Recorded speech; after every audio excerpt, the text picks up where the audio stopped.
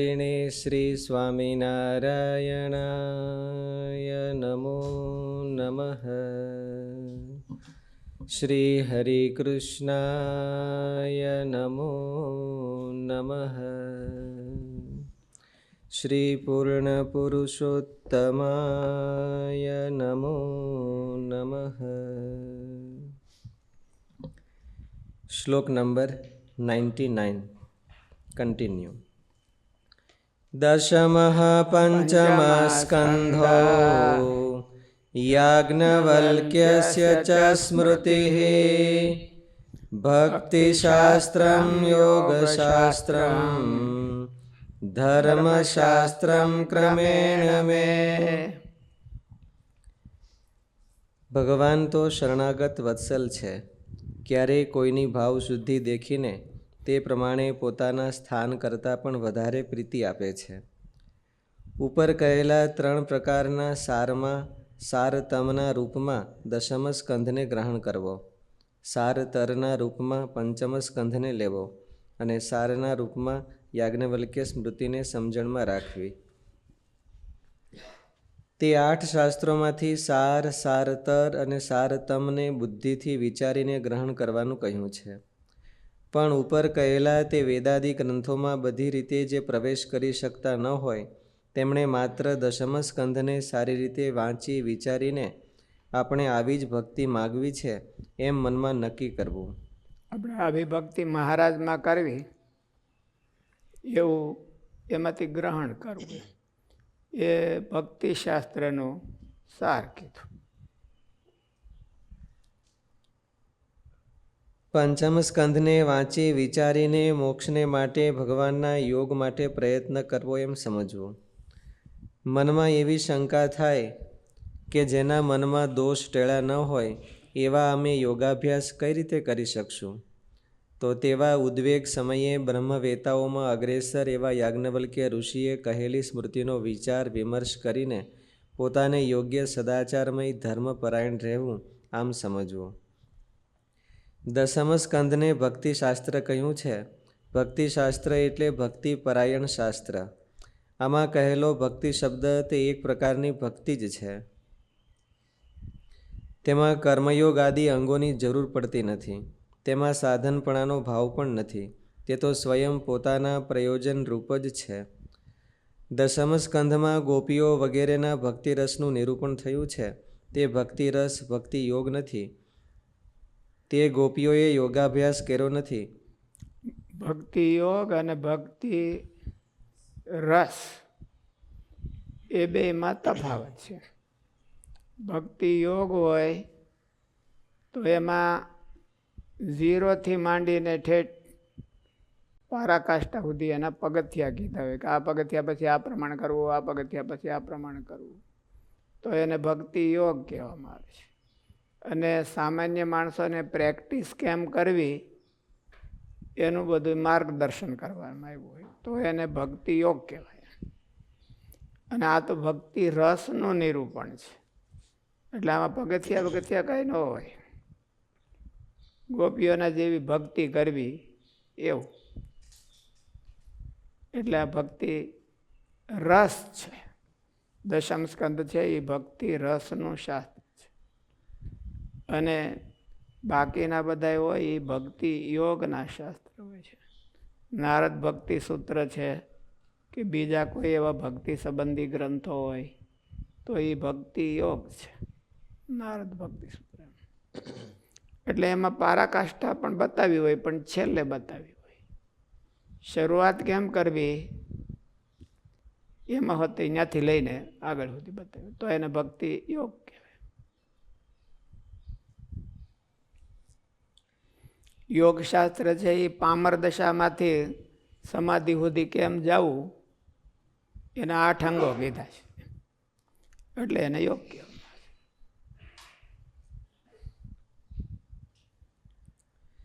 દશમ સ્કંધને ભક્તિશાસ્ત્ર કહ્યું છે. ભક્તિશાસ્ત્ર એટલે ભક્તિપરાયણ શાસ્ત્ર. આમાં કહેલો ભક્તિ શબ્દ તે એક પ્રકારની ભક્તિ જ છે.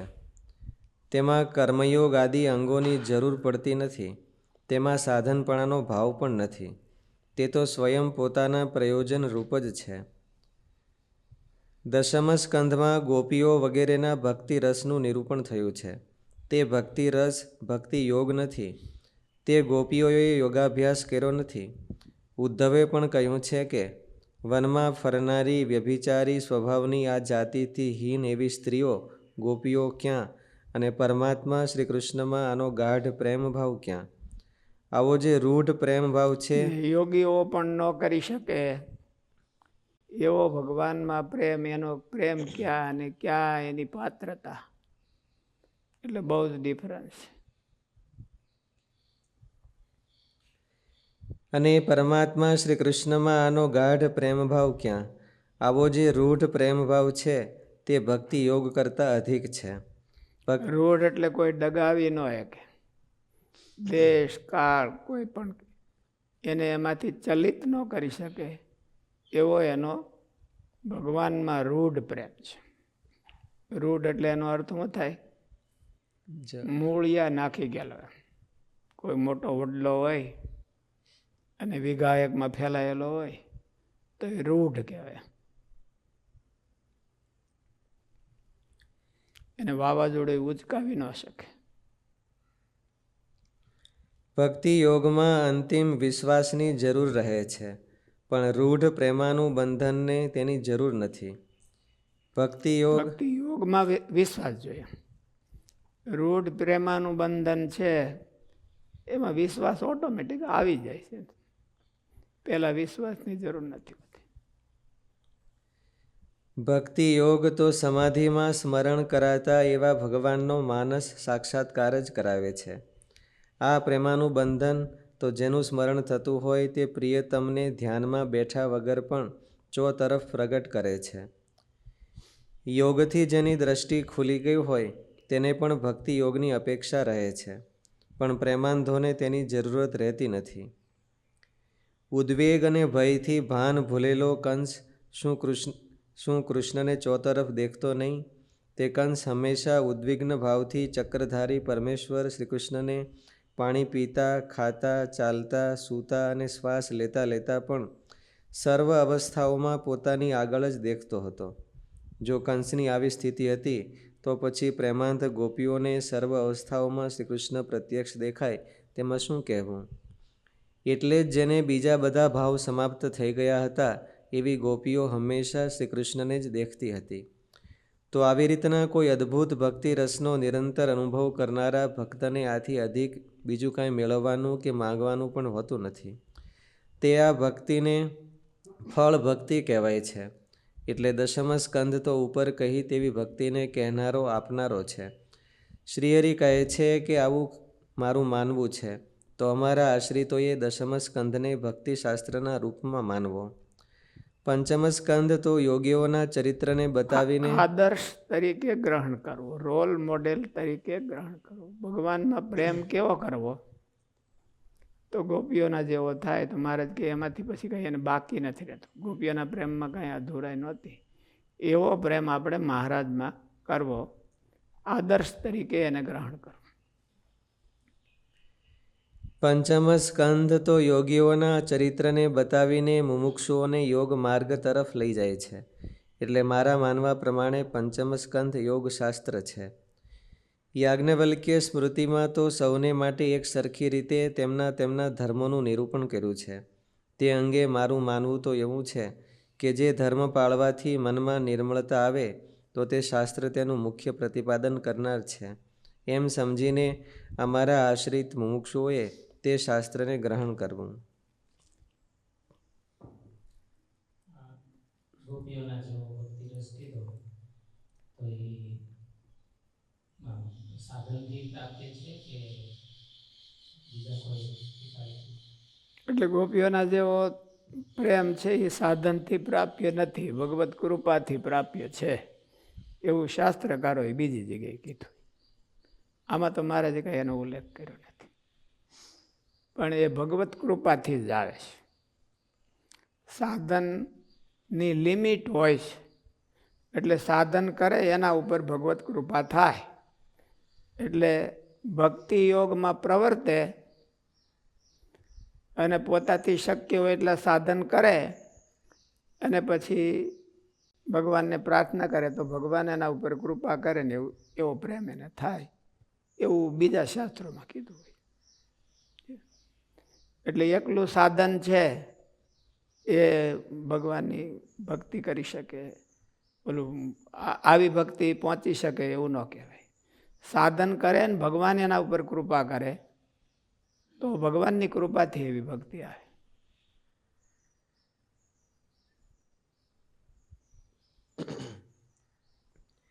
શ્લોક નંબર 100.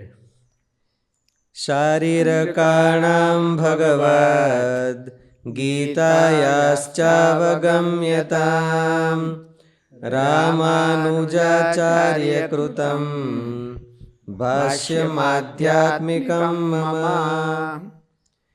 અને શ્રી રામાનુજાચાર્યે કર્યું એવું જે વ્યાસ સૂત્રનું શ્રી ભાષ્ય તથા શ્રી ભગવદ્ ગીતાનું ભાષ્ય એ જે બે તે અમારું અધ્યાત્મશાસ્ત્ર છે એમ જાણવું.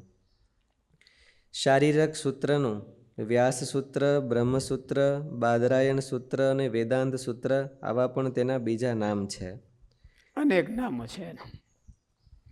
ટૂંકમાં વ્યાસ ભગવાને ઉપનિષદોના વિરોધાભાસ ટાળવા માટે જે સૂત્રો બનાવ્યા એ શારીરક સૂત્ર કહેવાય છે, બ્રહ્મસૂત્ર કહેવાય છે, વ્યાસ સૂત્ર કહેવાય છે, બાદરાયણ સૂત્ર કહેવાય છે, આ બધા કહેવાય છે.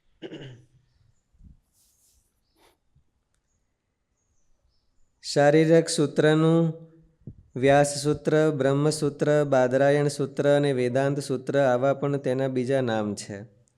અને ભગવદ્ ગીતાનું શ્રી રામાનુજાચાર્યે કરેલું ભાષ્ય છે.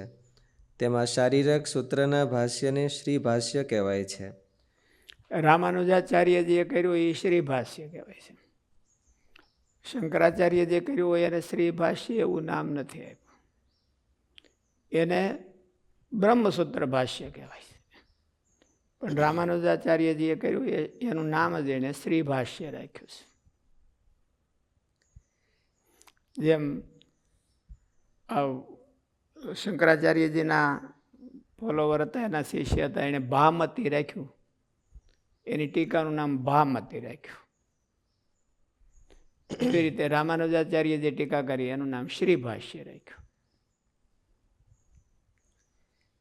અમારી આ શિક્ષાપત્રીમાં આપણે બે વાના છે ને, સતાનંદ સ્વામીએ કરી છે એ ટીકાનું નામ અર્થદીપિકા છે, અને રઘુવીરજી મહારાજે કર્યું છે એનું નામ ભાષ્ય છે, શિક્ષાપત્રી ભાષ્ય.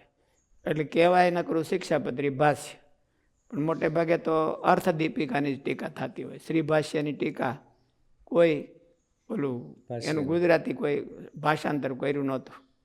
હમણાં ભાઈ જ્ઞાન પ્રકાશ સ્વામીએ કર્યું. એટલે વ્યાસ ભગવાને ઉપનિષદોના વિરોધને ટાળવા માટે બ્રહ્મસૂત્રની રચના કરી અને ફરીને પાછા એ બ્રહ્મસૂત્ર પર જ બધાએ અલગ અલગ અર્થઘટન કર્યું. એટલે તો કહેવાય છે ને કે શાસ્ત્રમાંથી શાસ્ત્રનું તાત્પર્ય કોઈ પકડતા નથી, પોતાનું તાત્પર્યમાં ગોઠવે છે. આપણે નિષ્કુળાનંદ સ્વામીની વાંચી અને પ્રવચન કરીએ તો શું કરીએ? આપણા મગજમાં આપણા માલિપા પડ્યું હોય એ ગોટાળા હોતે એમાં નાખીને એ નિષ્કુળાનંદ સ્વામીને નામે ચડાવી કે નિષ્કુળાનંદ સ્વામી આમ કીધું છે. સર્વસ્ય ચાહમ હૃદય સન્નિવિષ્ઠો મત્ત સ્મૃતિર્જ્ઞાનમ અપોહનમ છે. ગીતાની ટીકા કરતા હોય તો સર્વના હૃદયમાં હું ચા રૂપે બેઠો છું. સર્વસ્ય ચાહમ, ચા પીવે તો એને જ્ઞાન અપોહનમ થાય છે ને, એટલે સ્મૃતિ થાય છે. ચા પીધા વિના સ્મૃતિ નથી થતી. એવું કહેનારા હોય તો ભગવાનને એમ થાય કે મારું આ આપણે ચાની ક્યાં વાત કરી હતી. અર્જુનને પૂછતા છે ભગવાન કે આપણે ચાની વાત ક્યાંય કરી છે? એટલે અર્જુન કે મહારાજ થઈ ગઈ હોય આપણે ભૂલમાંથી ક્યારેક, આપણે ઘણી વખત નથી આમાં વાત થઈ જતી વખત. એટલે આ બધાને હાથમાં આવી ગયું છે. એટલે માણસ ગ્રંથમાંથી જે હોય એ લેતો નથી, પણ પોતાના હૃદયમાં પડ્યું હોય એ લે છે. ગ્રંથનું સાચું તાત્પર્ય કોને હાથમાં આવે? એક્સ્ટ્રીમ ભક્તિ હોય ને એક્સ્ટ્રીમ ભક્તિ હોય ને એક્સ્ટ્રીમ વૈરાગ્ય હોય, અને એ જો શાસ્ત્રમાં પ્રવર્તે તો એને શાસ્ત્રનું સાચું તાત્પર્ય હાથમાં આવે. શંકરાચાર્યજી મહારાજનો વૈરાગ હતો એ એક્સ્ટ્રીમ હતો, પણ એક્સ્ટ્રીમ ભક્તિ નહીં, ગોપીઓના જેવી જ્ઞાન માર્ગના એ બધા ઉપાસકો હતા. એટલે થોડું પ્રોબ્લેમ રહે. રામાનુજાચાર્યજીને નારાયણમાં ભક્તિ હોતે એવી, અને વૈરાગ પણ એનો હતો એવો. ભલે ઓલા કરતાં થોડોક વૈરાગ ઓછો હોય તો પણ એક્સ્ટ્રીમ ભક્તિ અને એક્સ્ટ્રીમ વૈરાગ તો એ તાત્પર્ય હરખું ગોતી શકે. શ્રીજી મહારાજે તો ભણ્યા વિના તાત્પર્ય કાઢ્યું છે વચનામૃતમાં. એનું કારણ શું? એ તો પોતે મહારાજ હતા, પણ મનુષ્ય દ્રષ્ટિએ તમે વિચાર કરો, માનવીય દ્રષ્ટિએ મહારાજે જે પ્રવચનો કર્યા, માનવી મહારાજને ભગવાન છે એ ભૂલી જાઓ અને માનવીય દ્રષ્ટિથી એને મૂલવો, તો મહારાજમાં એક્સ્ટ્રીમ વૈરાગ હતો. મહારાજનું વન વિચરણ છે એમાં વૈરાગ કેવો હતો? એક્સ્ટ્રીમ વૈરાગ હતો. અને મહારાજની ભક્તિ પણ એક્સ્ટ્રીમ હતી, અને જ્ઞાન ને ધર્મ હોતી હારે. મહારાજ 4 સાધનો કરે. એટલે મહારાજ જ્યાં હાથ નાખે ત્યાં બીજા કરતાં જુદું જ તત્વ હાથમાં આવે. વેદોમાંથી જ બધાએ કાઢ્યું છે.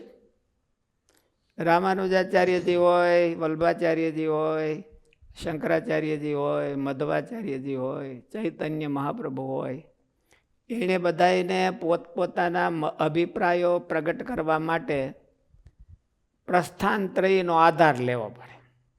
બ્રહ્મસૂત્ર, ઉપનિષદ અને ગીતા, આ 3ને એવોઇડ કરીને કોઈ પોતાનો મત સ્થાપન ન કરી શકે. એ 3ને ભેળા રાખીને કરી શકે, પણ ભેળા રાખવા છતાંય પોતાની ખામી કાંઈક હોય, એમાં માનવીય ખામી આપણા જેવી ખામી ન હોય, પણ એ કાંઈક અધૂરાય હોય તો વેદોનું તાત્પર્ય ન પકડી શકે. મહારાજે ગુજરાતી ભાષામાં મહારાજ ઉપનિષદ કેદી ભણવા ગયા છે? આપણે લીલામ વાંચી બેદી, કેમ કે ધર્મદેવે હજી અક્ષર કઢાવ્યા અને પછી તરત મહારાજ વયા ગયા વનમાં, તો એ ક્યારે ભણ્યા હોય, એને શું કર્યું હોય? પણ તોય વેદોનું તાત્પર્ય સાઈડમાં ઊભું રહી જાય એવું મહારાજે વચનામૃતમાં નિરૂપણ કર્યું છે. ભગવત તત્વનું હોય, જ્ઞાન, વૈરાગ, ધર્મ, ભક્તિ, એનું નિરૂપણ કર્યું. એનું એવું કર્યું. એનું કારણ છે કે માનવીય દ્રષ્ટિએ જુઓ તો મહારાજના જ્ઞાન, વૈરાગ, ધર્મ, ભક્તિ એ બધા એક્સ્ટ્રીમ કક્ષાના હતા. એટલે એ જે વાત કરે એ સિદ્ધાંત રૂપ હોય, એમાં જરાય કાંઈ બાદબાકી કરી શકાય એવું ન હોય. એટલે ગ્રંથનું તાત્પર્ય પકડવા માટે કમસે કમ 2 વાના તો જોઈએ. 4 વાના મહારાજની જેમ ન હોય તો કાંઈ નહીં, પણ 2 વાના તો જોઈએ. 2 વાના ન હોય તો અધૂરું રહે. એક્સ્ટ્રીમ વૈરાગ્ય અને એક્સ્ટ્રીમ ભક્તિ. ભર્તુહરિને, શંકરાચાર્યજી મહારાજને એ બધા એક્સ્ટ્રીમ વૈરાગવાળા ખરા, પણ એટલી પાછી સામે એટલી એનું બેલેન્સ કરે એવી એક્સ્ટ્રીમ ભક્તિ નહીં. એટલે એક તરફી નિર્ણય આવે, વૈરાગનો વધારે આવે.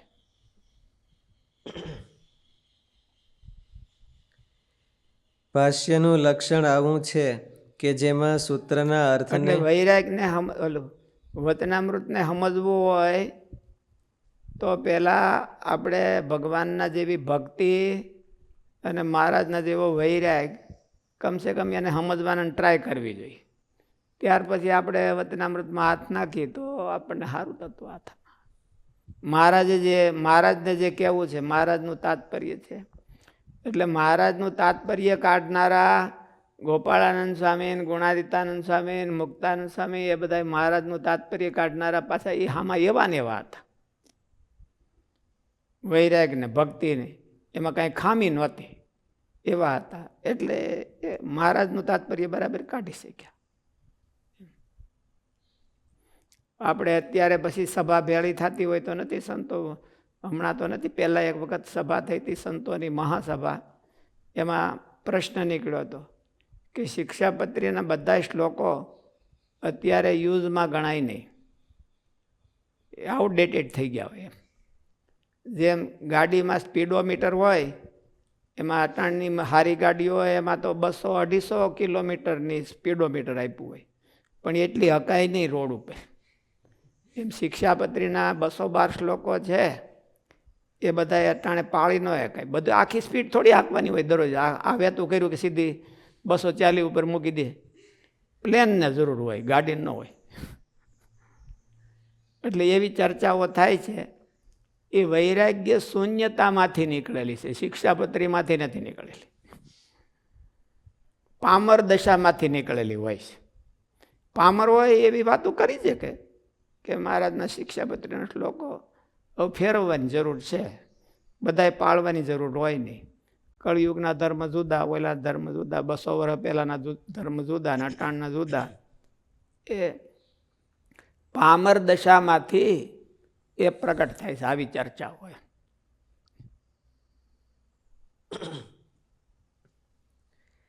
ભાષ્યનું લક્ષણ આવું છે કે જેમાં સૂત્રના અર્થને અનુકૂળ વાક્યોથી સૂત્રના અર્થનું વર્ણન થયું હોય અને સૂત્રના પદોનું, શબ્દોનું પણ વર્ણન થયું હોય.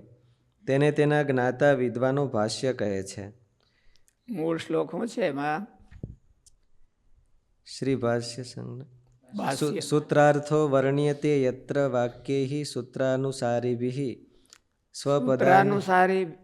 સૂત્રાનુસારિભિઃ વાક્યૈ સૂત્રાર્થો વર્ણ્યતે યત્ર. સૂત્રના તાત્પર્ય પ્રમાણે મોટા વાક્યો બનાવી, એટલે બહુ ઝાઝા નહીં, પણ 1-2 વાક્યો બનાવી અને સૂત્રનો અર્થ પ્રગટ થાય. સૂત્ર છે એ તો સર્વતોમુખમ, સૂક્ષ્મ, એકદમ શોર્ટમાં કહી દીધું હોય. એનો યથાર્થ અર્થ થાય એવા વાક્યોમાં કહેવું, એને ભાષ્ય કહેવાય. શિક્ષાપત્રી ભાષ્ય, બ્રહ્મસૂત્ર ભાષ્ય એમ. એટલે સૂત્રરૂપ હોય એને વિસ્તારથી જરાક સમજાવવું.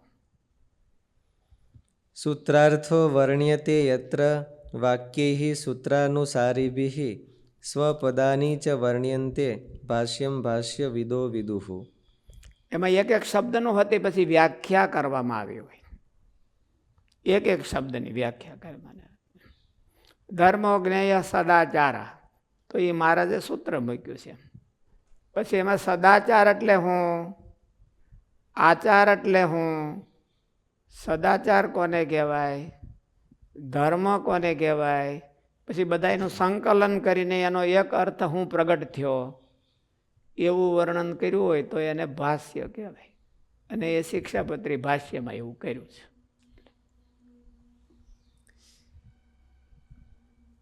તે બંનેના ભાષ્ય છે તે અમારું અધ્યાત્મશાસ્ત્ર છે એમ તમારે સૌએ જાણવું. વચનામૃતમાં કે આપણે એની કોમેન્ટ્રી કરતા હોઈએ કે લખતા હોઈએ તો પહેલાં વચનામૃતના શબ્દો પહેલાં બધાએ કરતાં પહેલાં મુખ્ય પકડવા જોઈએ. નિષ્કુળાન સ્વામીની કોમેન્ટ્રી કરતા હોય, નિષ્કુળાન સ્વામીની નહીં પણ નિષ્કુળાન સ્વામીના ગ્રંથની, એમ નિષ્કુળાન સ્વામીની તો કાંઈ કોમેન્ટ્રી કરવા જેવું છે નહીં. એટલે નિષ્કુળાન સ્વામીના ગ્રંથની કોમેન્ટ્રી કરતા હોય તો એના શબ્દો શું છે, આપણા અંદર નાખવાની ટ્રાય નહીં કરવાની. કે આપણા માલિપા જે ગોટાળા પડ્યા હોય એ માલિપા નાખવાની ટ્રાય નહીં કરવાની. એના જે માલિપાના શબ્દો છે એને શું અર્થ કહેવાય, એમાં કાંઈ ઘટતો અર્થ હોય તો બીજા શાસ્ત્રનું પ્રમાણ લઈને એડ કરવો. કંઈક સમજાતું ન હોય ને શોર્ટ કર્યું હોય એટલે બધા શબ્દો ન આવતા હોય તો એને એવી રીતે હોય તો ભાષ્ય કહેવાય.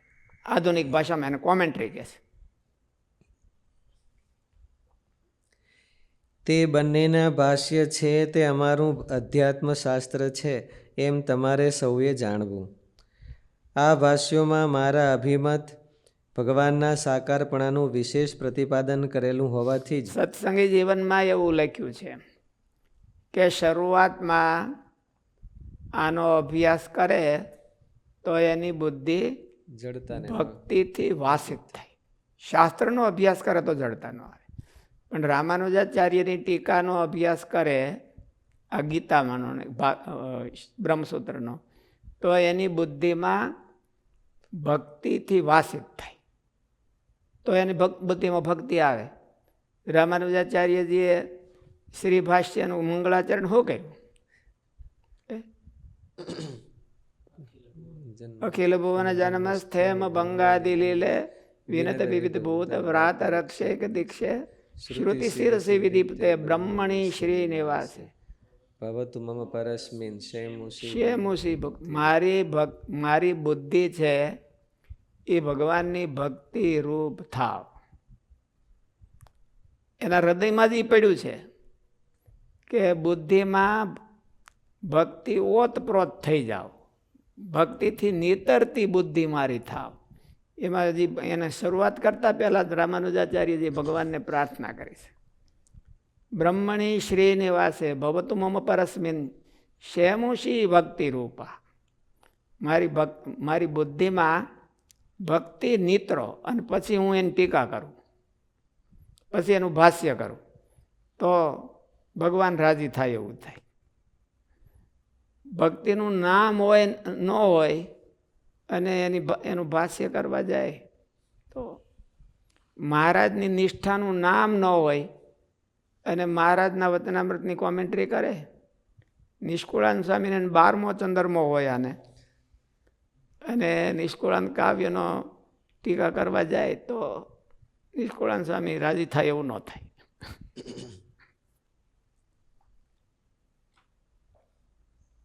ટીકા એટલે પ્રવચન આવી જાય ને. પ્રવચન અન્ડરસ્ટેન્ડિંગ જ છે ને, સમજાવતી, પરંતુ બધી પ્રવચન હોતી આવી જાય.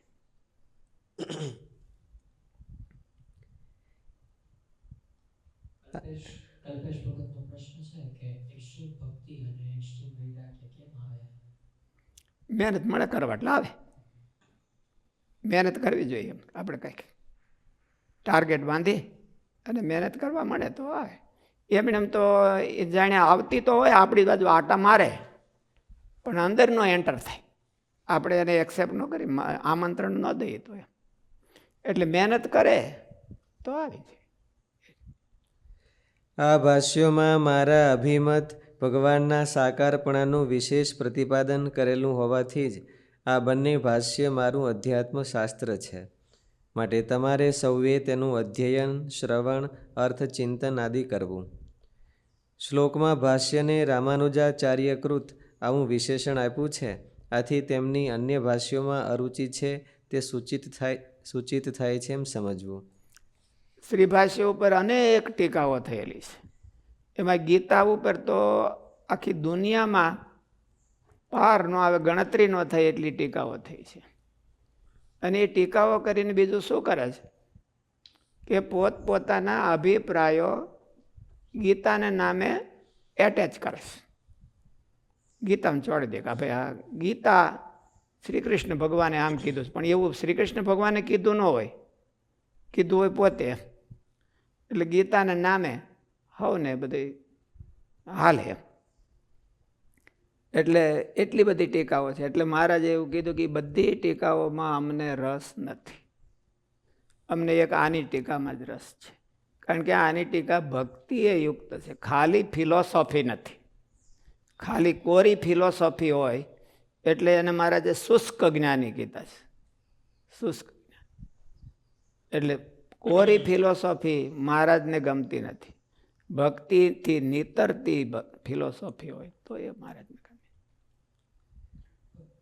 ભરતભાઈ સાવલિયાનો પ્રશ્ન છે કે અત્યારના કોઈ લેખક સંત તેમાં ભક્તિ હોય પણ વૈરાગ્ય ન હોય અને ગ્રંથનું ટ્રાન્સલેશન કર્યું હોય, સંત કવન લખ્યું હોય, તો તે વંચાય કે નહીં? મહારાજનું ધ્યાન રાખીને વંચાય. પછી બધે બહુ હકીકતમાં તો આવું કીધું એ વંચાય, પછી કોનું ન વંચાય એ તો આપણે કેટલામાં ના પાડવી. મારે જેવું ન કીધું કે આની ટીકા નહીં માનતા, આની ટીકા નહીં માનતા, આની ટીકા નહીં માનતા, એવું ક્યાં કીધું? રામાનુજાચાર્યની માનજો. એટલે જે તત્વ આપણને મળતું હોય, જરૂરી હોય એવું વાંચવું, અને બીજું અધૂરું હોય તો વધારાનો ટાઈમ હોય તો વાંચવું, નકર બને ત્યાં સુધી તો ન વાંચવું, એવું કીધું છે. નિષ્કુળાનંદ સ્વામી એવું કીધું કે ન થાય તો ન કીધીએ, અધૂરું હોય તો. સારું હોય તો વાંચવું, કંઈક સારું હોય એમાં.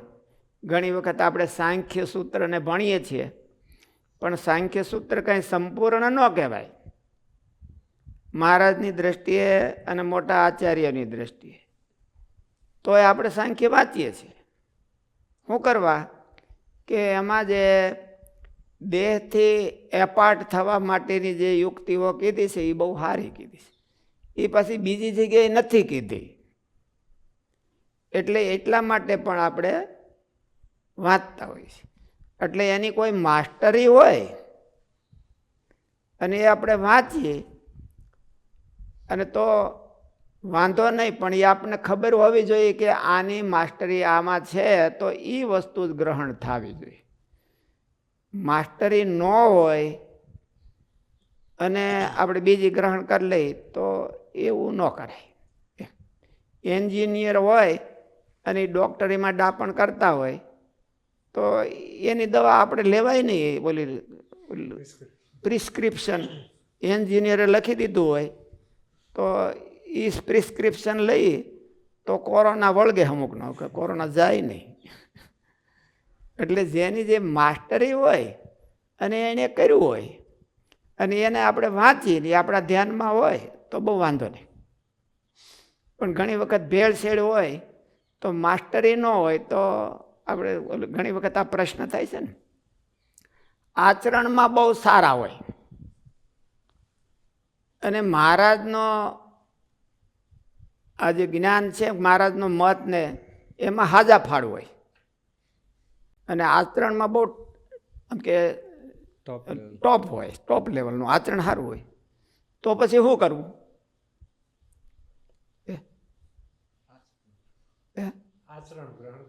એટલે રિસ્પેક્ટથી પહેલે પગે લાગવાનું, પણ એનું ફિલોસોફી આપણે સાંભળવા જઈએ તો મરીએ. એટલે નારાયણ ભગત એવું કહેતા હતા કે સાધુના દર્શન કરીએ તો કલ્યાણ થાય ને સત્સંગ કરીએ તો જીવ જાય. એટલે ક્યારેક ક્યારેક એવું હોય કે સત્સંગ કરીએ તો હાવ જીવ ના જાય,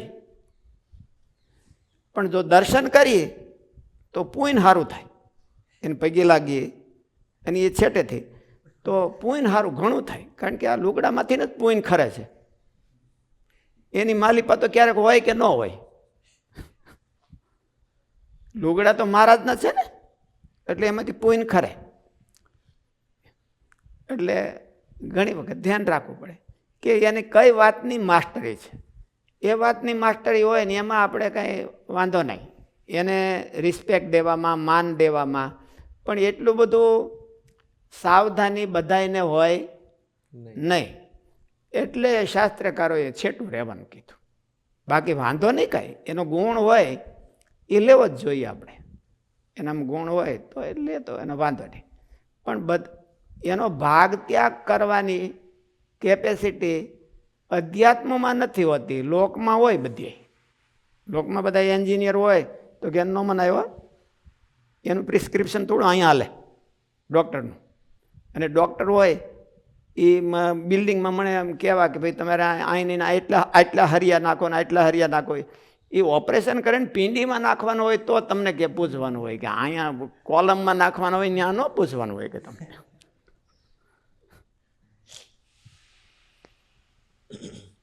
એટલે જે જેની માસ્ટરી હોય એમાંથી લેવાય, એમાં ના નહીં.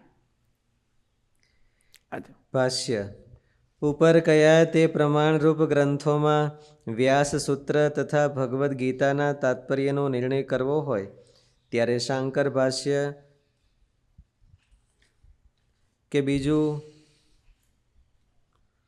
કોઈ તેના સગા ભાઈ જેવું ભાષ્ય પ્રમાણ રૂપમાં ન લેવું.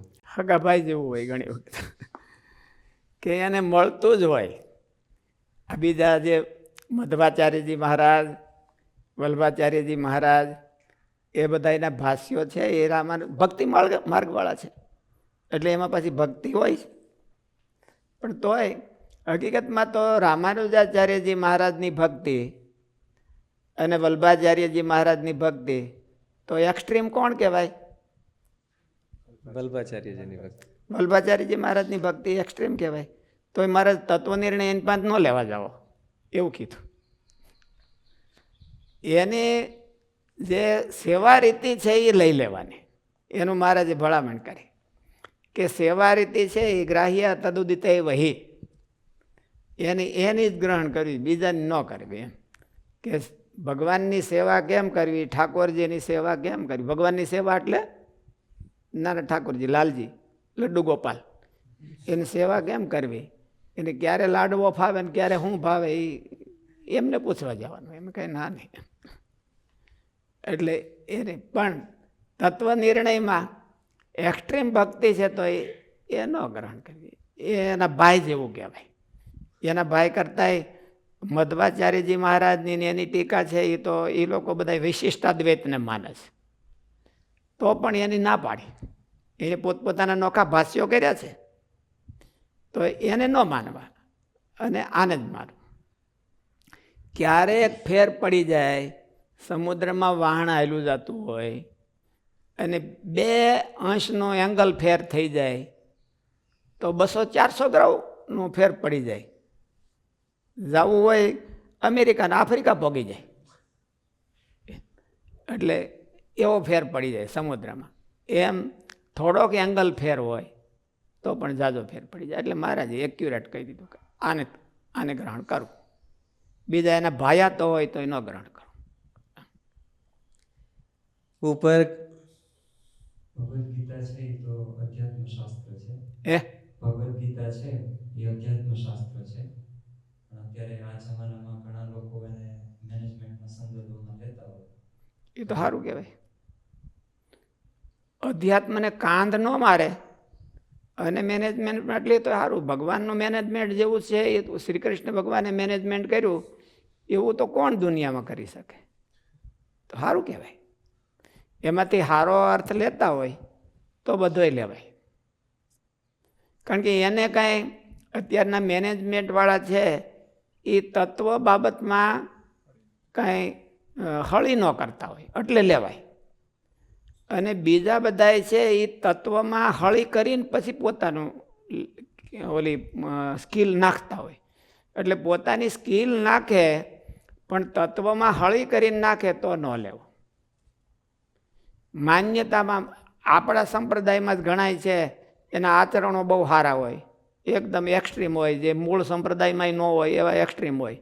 પણ મારા જે માન્યતા કીધી હોય એમાં હળી કરીને હોય તો એ સારું હોય તો એ ન લેવા જવું.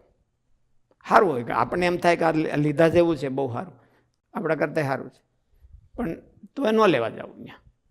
કારણ શું છે કે મહારાજની માન્યતા કે મહારાજના સિદ્ધાંતોમાં એણે હળી કરી હોય છે અને પછી આ સારું કાંઈક સારું દેખાડવું એ તો એમાં હોય જ, અને નહીં તો એનું કાંઈ હાલે નહીં. એટલે એ હારાને બાને નબળું ઘરી જાય અને એનો ટ્રાય તો એવી જ હોય. અત્યારે મેનેજમેન્ટની વ્યવસ્થા છે એ મૂળ સંપ્રદાયમાં હરખી છે કે પછી એમાંથી બહાર નોખા પડ્યા હોય એમાં હરખી છે? નોખા પડ્યામાં હારામાં હારી છે. મેનેજમેન્ટ પાવર છે અમેરિકા કરતાં સારો છે. અમેરિકાનું પેન્ટાગોને એવું ન કરી શકે કે એવો મેનેજમેન્ટ પાવર છે એનો. પણ ઓલી હળી કરી હોય એનું શું? એટલે ત્યાં બહુ જવું નહીં.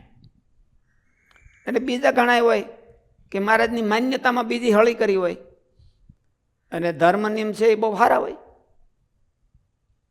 ધર્મ નિયમ સારા હોય પણ કલ્યાણ બગાડી નાખે એનું શું?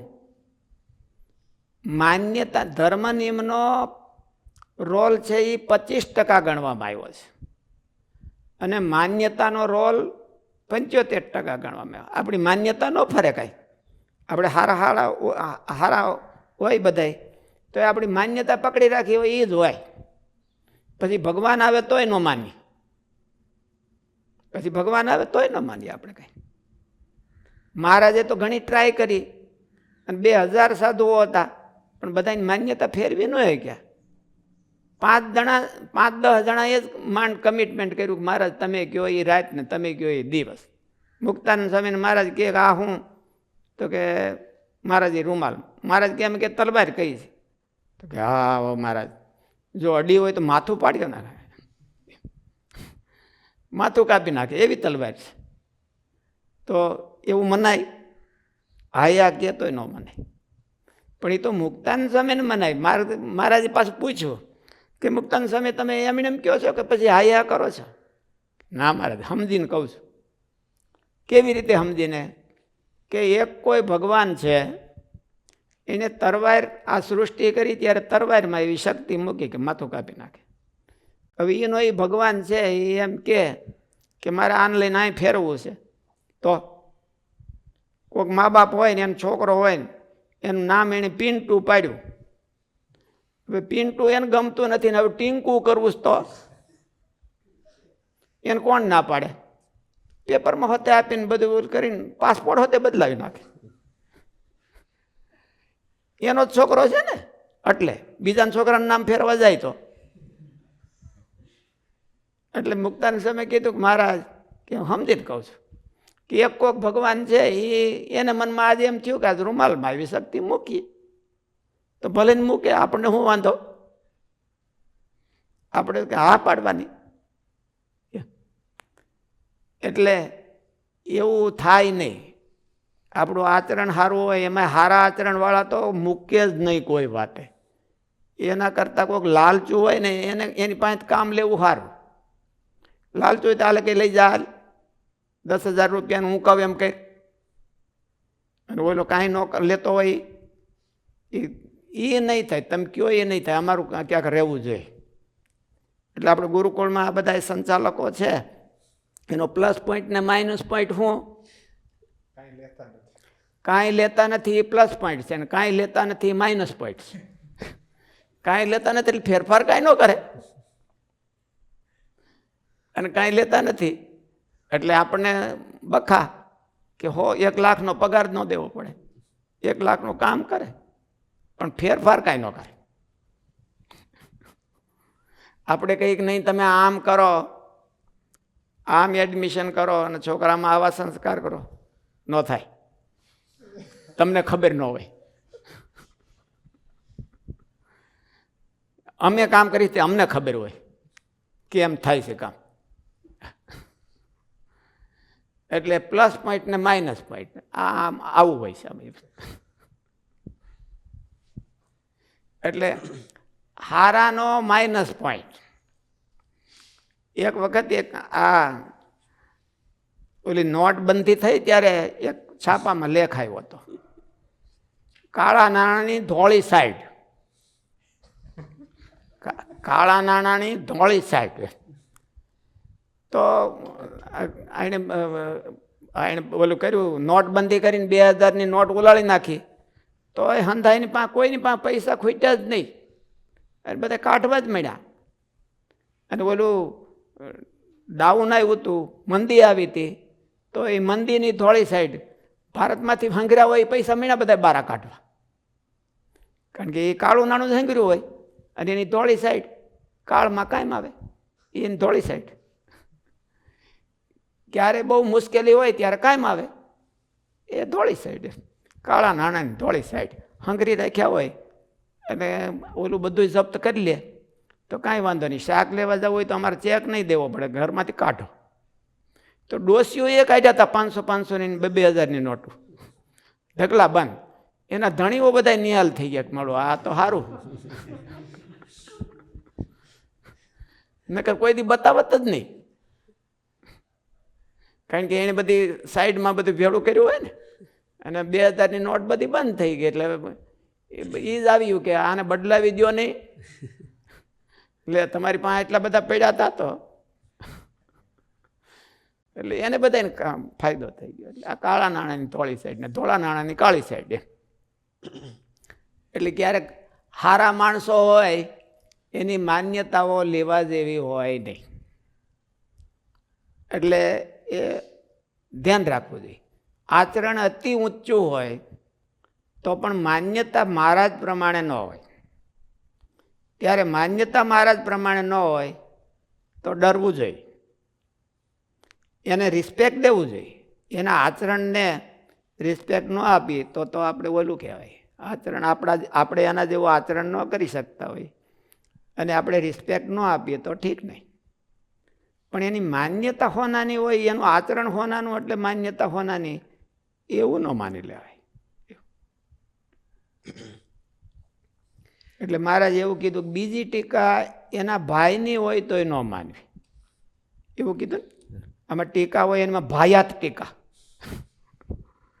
એમાં આપણા ભાયાત હોય, એ આપણા કરતા હારા હોય. એમ આપણે ભાયાત હોય ને બધા આપણા હારા હોય. તો એ ભાયાતનું મોટે ભાગે બહુ માનવા જેવું જ ન હોય. ભાયાત થયા હોય ત્યારે થોડાક નોખા પડ્યા હોય ત્યારે ભાયાત થયા હોય. ઉપર કયા તે પ્રમાણરૂપ ગ્રંથોમાં વ્યાસ સૂત્ર તથા ભગવદ્ ગીતાના તાત્પર્યનો નિર્ણય કરવો હોય ત્યારે શાંકર ભાષ્ય કે બીજું કોઈ તેના સગા ભાઈ જેવું ભાષ્ય પ્રમાણ રૂપમાં ન લેવું, કારણ કે તે બધા મિથ્યાવાદ આદિથી દૂષિત છે. પરંતુ શ્રુતિ તાત્પર્યથી સિદ્ધ થયેલો જે વિશિષ્ટાદ્વૈત મત છે તે પ્રમાણેનું ભાષ્ય જ સ્વીકારવું. શ્રુતિ તાત્પર્ય, ઉપનિષદોનું તાત્પર્ય જેવો રામાનુજાચાર્યજીએ બંધ બેસાડ્યો એવો બીજા આચાર્યો બંધ બેસાડી શક્યા નથી, એવું મહારાજનું હોતે કહેવાનું છે અને રામાનુજાચાર્યજીનું હોતે કહેવાનું છે. પરંતુ શ્રુતિ તાત્પર્યથી સિદ્ધ થયેલો જે વિશિષ્ટાદ્વૈત મત છે તે પ્રમાણેનું ભાષ્ય જ સ્વીકારવું, એમ શ્રીહરિ કહે છે. શારીર એટલે પરમાત્મા. સર્વ જગત પરમાત્માનું શરીર છે. જીવને શારીર કહી શકાશે નહીં, કારણ કે તે તો કર્માધીન હોવાથી પ્રત્યેક જીવને એક જ શરીર નિશ્ચિત હોય છે.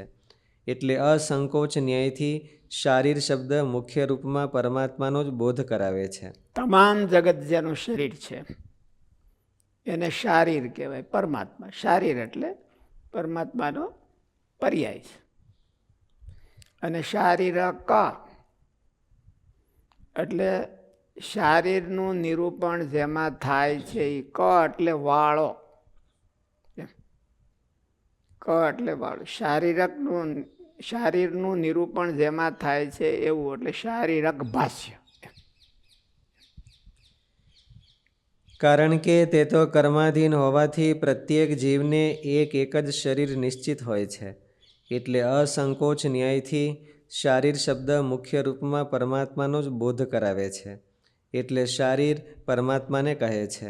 શારીરકાણામ ભગવત ગીતાયાસ શારીરકાણામ ભગવત ગીતાયાશ્ચાવગમ્યતામ રામાનુજાચાર્ય ભાષ્યમાં. એટલે શારીરકાણામ એટલે બ્રહ્મસૂત્રો એમ, અને ભગવદ્ ગીતા એનું ભાષ્ય છે. એટલે શારીર પરમાત્માને કહે છે. એટલે તે શારીરક સૂત્રો કયા છે. તે સૂત્રોને ભગવાન બાદરાયણ વ્યાસે રચ્યા છે.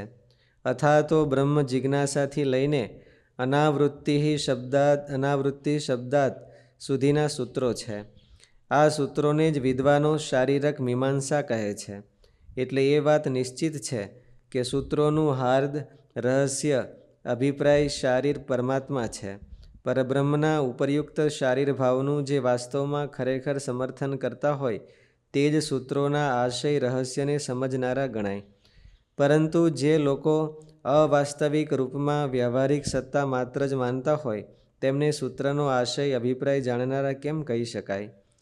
પરમાત્માનું આ શારીરપણું અંતર્યામી બ્રાહ્મણમાં પ્રસિદ્ધ છે. પરમાત્માના શારીરત્વનો વિપરીત અર્થ કરનારાના વ્યાખ્યાનો શારીરક સૂત્રોનો અર્થ સમજ્યામાં પ્રમાણરૂપ નથી.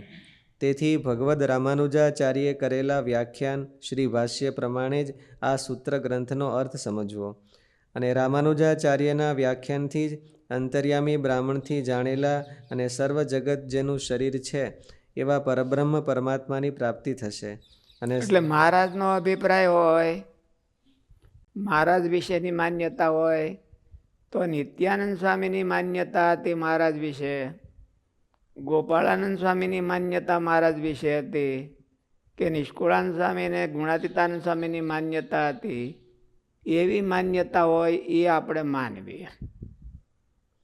પછી એના ભાયા તો બીજા કોઈક હોય ને એ ગડબડ કરતા હોય તો એવી ન માનવી. અને શ્રી રામાનુજાચાર્યના વ્યાખ્યાનથી જ અંતર્યામી બ્રાહ્મણથી જાણેલા અને સર્વ જગત જેનું શરીર છે એવા પરબ્રહ્મ પરમાત્માની પ્રાપ્તિ થશે અને સમગ્ર વેદાંત વાક્યોની સંગતિ પણ થશે. આવો ભાવ શારીરક શબ્દથી પ્રગટ થાય છે. ભગવદ્ ગીતાયાશ્ચ, ગીતા તો ભગવાનની છે અથવા ભગવાને કહેલી છે. તે ભગવાન પરબ્રહ્મ વાસુદેવ છે. તે સ્મૃતિમાં કહ્યું છે કે હે સત્તમ, આ રીતે આ મહાન ભગવાન શબ્દ પરબ્રહ્મ રૂપ શ્રી વાસુદેવનો જ વાચક છે, બીજા કોઈનો નહીં. આ ભગવાન શબ્દનો પ્રયોગ પરમાત્મામાં મુખ્ય છે તથા બીજાને માટે તો ગૌણ છે. તેવો ભગવાન શબ્દથી એટલા માટે કહેવાય છે. ભગવત્પાદ રામાનુજાચાર્યજી, ભગવત્પાદ શંકરાચાર્યજી મહારાજ, એ ભગવત શબ્દ એને લાગ્યો છે એ ગૌણ અર્થ. ઔપચારિક અને ગૌણ છે. ભગવત શબ્દ તો એક નારાયણને જ લાગુ પડે છે. એટલે ભગવદ્ ગીતા એમ ભગવાને કહેલી ગાયેલી ગીતા છે. તેવો ભગવાન શબ્દથી એટલા માટે કે આ ભગવાન શબ્દનો પ્રયોગ પરમાત્મામાં મુખ્ય છે તથા બીજાને માટે તો ગૌણ છે. તેવો ભગવાન શબ્દથી એટલા માટે કહેવાય છે જે સમગ્ર દોષ કહેવાય છે તેમાંથી એક પણ દોષ ભગવાનમાં નથી, માટે તે નિત્ય નિર્દોષ છે. અને સમગ્ર જે કલ્યાણકારી ગીતાઓ ઘણી છે ને, કાલ આપણે બોલે એકાદશ સ્કંદમાં ભિક્ષુ ગીતા આવી હતી ને, ભિક્ષુ ગીતા આવી હતી. એવી રીતે બીજી ઘણી ગીતાઓ કેલી છે. જ્ઞાન ગીતા છે, ઓલી અષ્ટાવક્ર ગીતા છે, જ્ઞાનેશ્વર ગીતા છે. એ ગીતાઓ મોટા મોટા પુરુષોએ ઘણી લખી છે. પણ આ ભગવદ્ ગીતા છે એટલે ભગવાને ગાયેલી છે. તેવો ભગવાન શબ્દથી એટલા માટે કહેવાય છે જે સમગ્ર દોષ કહેવાય છે તેમાંથી એક પણ દોષ ભગવાનમાં નથી, માટે તે નિત્ય નિર્દોષ છે. અને સમગ્ર જે કલ્યાણકારી ગુણો છે તેમના તો તે નિધિ છે. તે પણ સ્મૃતિમાં કહ્યું છે કે ત્યાગ કરવા યોગ્ય માયાના 3 ગુણ અને તેના ક્લેશ આદિ સિવાયના જ્ઞાન, શક્તિ, બળ, ઐશ્વર્ય, વીર્ય અને તેજ આદિ સદ્ગુણો જ ભગવાન શબ્દના વાચ્ય છે. ખરેખર આ ભગવાન એવા શબ્દથી તો પરબ્રહ્મ જ કહેવાય છે. તેને જે નથી માનતા અને તેને માઈ કહેતા હોય તેમની કરેલી ગીતાની વ્યાખ્યા ભગવાનને માન્ય ક્યાંથી હોય?